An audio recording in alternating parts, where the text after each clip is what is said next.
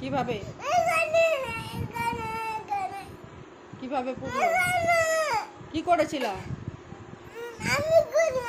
তুই করলি কিভাবে? গরম গরম গরম জল ঢেলে দিলি?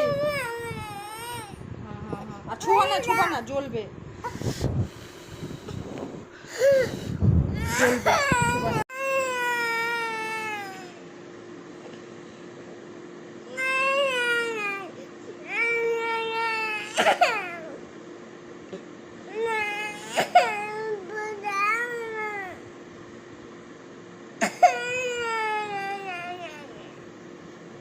কিছু হয়নি, দেখি তো এদিকে, দেখি তো কিছু না, কিছু হয়নি। এই যে ওষুধ দিয়ে দিয়েছি না, ভালো হয়ে গেছে।